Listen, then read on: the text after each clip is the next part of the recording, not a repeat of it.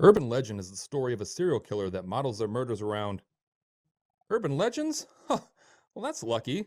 Otherwise the title would be rendered completely meaningless. Our movie begins with Michelle Mancini driving down a desolate highway at night when she pulls into what I can only assume is a haunted gas station.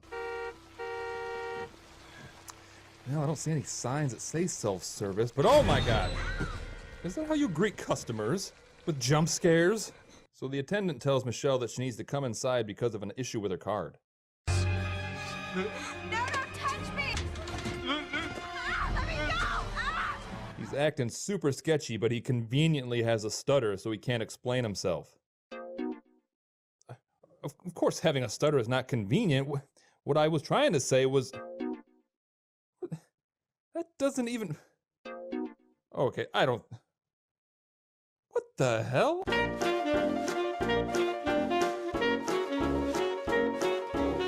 So my publicist was kind enough to write out some guest commentary. So the attendant is struggling to properly explain the situation due to the debilitating and oftentimes humiliating condition from which he and nearly 70 million other people suffer from daily. I apologize if I in any way made light of this issue, and my views are mine and mine alone and don't reflect on Distracted Nerd or its parent company, Omni Consumer Products. Thank you. Do you hate people that have stutters? Are you in fact a monster, sir? Do you think people with stutters should be sent to prison camps? So Michelle freaks out because she is insensitive to others' disabilities and manages to escape and make it back to her vehicle. As she's driving away, the attendant is finally able to heroically yell, "Someone's in the back seat!" So she races away from the gas station in complete hysterics when a figure rises up out of the back seat and murders her with an axe. It's probably best that they ended the scene there because the killer, who doesn't have a seatbelt on by the way, just murdered the driver of the car while they were probably going over 50 miles an hour. I've had sneezing fits while driving and have almost driven into oncoming traffic. And also, what if the gas station attendant hadn't seen the killer? Or what if he didn't have a stutter and was able to warn her? Even more important, what if no one had seen the killer in the back seat? Would they have been forced to just murder Michelle urban legendlessly? Now I know you're probably saying to yourself, Adam, it's just a movie. Don't you have better things to do with your time than nitpick about 20-year-old movies? Well, for your information, I was just fired for stealing office supplies, so I've got nothing but time. Thanks for bringing that up, dick. We then go to Pendleton University, where the main characters of this urban legend-themed movie are talking about an urban legend that pertains to one of the old dorms on campus. He was a professor on campus. Flips out, and he strolls into Stanley Hall. Bangs on every door. Takes that little knife, and he cuts their throat. Thus, the annual Omega Sigma Phi badge. So you have a frat party to commemorate a massacre? You know, it looks like they've all been going to this school for a while, so is this really the first time they're hearing about the completely boarded up dorm that is sitting right in the middle of campus? Bloody Mary. You can't just go to any random object and start saying Bloody Pasty! This is not how Bloody Mary works. Natalie then heads back to her dorm janitor, and she walks in on her roommate Tosh having sex, and Tosh then yells at her to turn off the light, and I'm sure that both parties are equally embarrassed by this incident and will probably never have any bearing on the story whatsoever. For simplicity's sake, every main character is in the same folklore class taught by Professor Wexler, and they are studying urban legends in a college course. And somehow this whole concept seems brand new to these characters, even though urban legends are literally all they talk about. They even learn about the completely brand new to them story of the babysitter who gets menacing phone calls from inside the house. Well, that really happened to a girl in my hometown. Oh, Brenda, no, shh. Is what we call an urban legend. Is this really a concept you need to explain to 20-year-olds? Had those before? Yeah, they're pop rocks. Eat some. Thirsty? Something you might have heard about mixing Pop Rocks and soda? Well, supposedly, your stomach and your intestines, everything burst. Brenda, are you a legacy or something? I don't want to sound old, but I wouldn't be worried that my stomach would burst if I ate Pop Rocks and drank a Pepsi. I'd be worried that it would taste like and probably give me acid reflux. Oh shoot. Hold on, the chain broke on my reading glasses. God dang it. So Damon says that he'll do it and immediately begins to convulse and pandemonium breaks out. Gonna explode! Somebody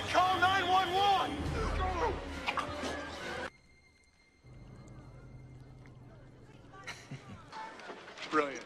He's brilliant. Seriously, switch this to a movie about 6th graders and it holds up way better. You know, if I was any other student in this room, I would be pretty steamed that my class was being hijacked by 4 dicks. My parents paid a lot of money to send me to Pendleton. Also, there is a kid that is running to call 911 right now. Like, no one tried to stop him. We learned that Michelle Mancini was a student at Pendleton. How about some interviews, you know? Students react to the tragedy on campus. Shouldn't you have gotten interviews before you published the article? The decapitated body of 20-year-old Pendleton student Michelle Mancini was found in her car. Police suspect her assailant was probably hiding in the back seat. Just like an urban legend that this reporter just learned about. The search continues for Michael McDonald, the proprietor of this gas station where she was last seen. Last seen by who? Who? Last seen by whom? Hoop? Last seen by Hoop. There it is. Last seen by Hoop. Someone told me that she was listening to my show and it happened. They are piecing together a lot of details for something that had 0 witnesses. It turns out that Natalie was friends with Michelle Mancini in high school, and Damon offers to take her into the middle of the woods to talk because, you know, why the hell not? Damon gets out to take a pee and goes pretty far from the car to do it. And oh my god, he's still going. I mean, I can see going that far into the woods to take a poop. I mean, he doesn't strike me as having a bashful black hoodie.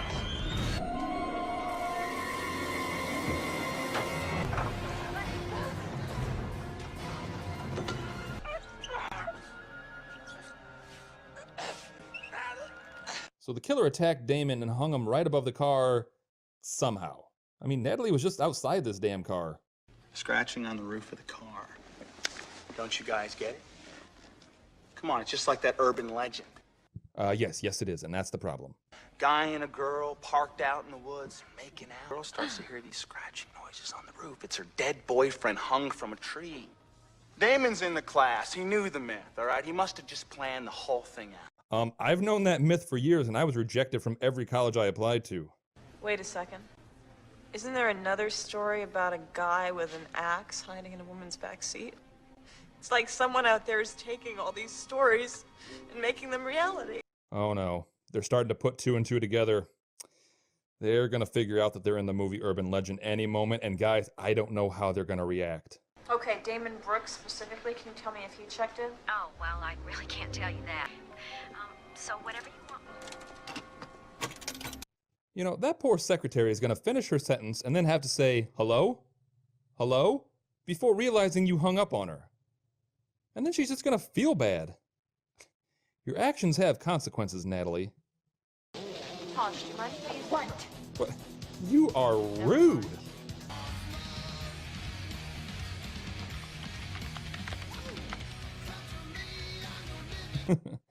You're into lithium? Tosh is then attacked by the killer, but because she is extremely uptight about having Natalie turn off the light when she's having sex, but not uptight enough to stop having sex while her roommate is in the room, Natalie doesn't turn on the light switch and goes to bed.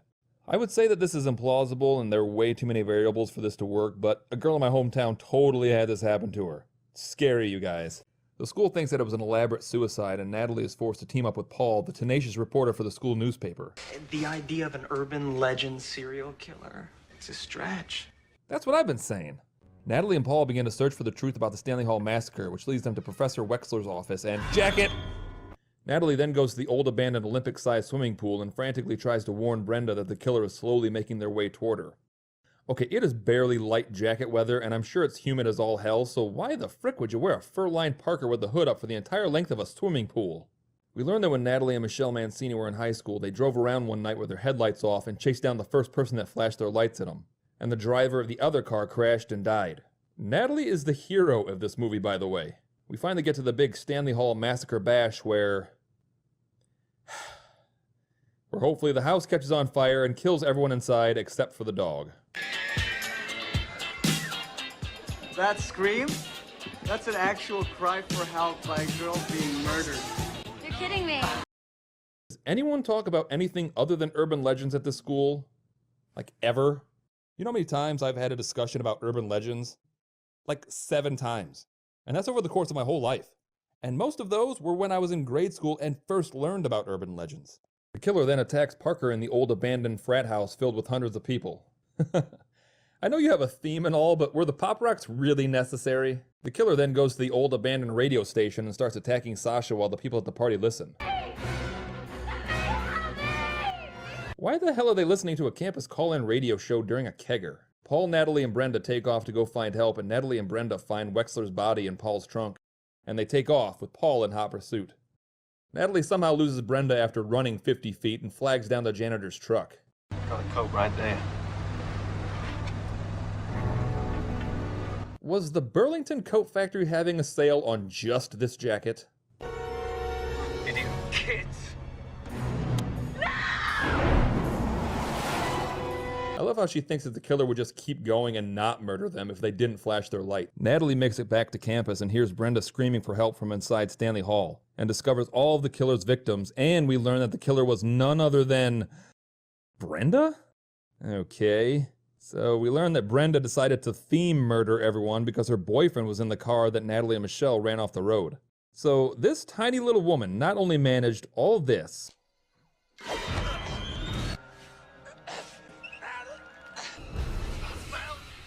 but she also somehow was able to haul several dead bodies up 3 flights of stairs into this abandoned dorm. Now, I am not trying to sound sexist here. I firmly believe that a woman can brutally murder someone just as well as any man. I'm just saying that overpowering someone without knocking them out and hanging them a good 8 feet off the ground seems a little far-fetched for a woman, even if she were PMSing pretty hard. Oh man, not again. You won't get away with this. Natalie, of course I will. I've got the perfect murder in the trunk of Paul's car. Wexler does away with his students, then kills himself in the same manner as the course he teaches.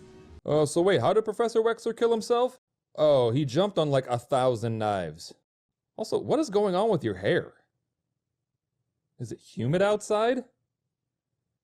Run a comb through it or something. So Brenda gets shot twice and falls out of a 3rd-story window, so... movie's over, right? Oh, come on.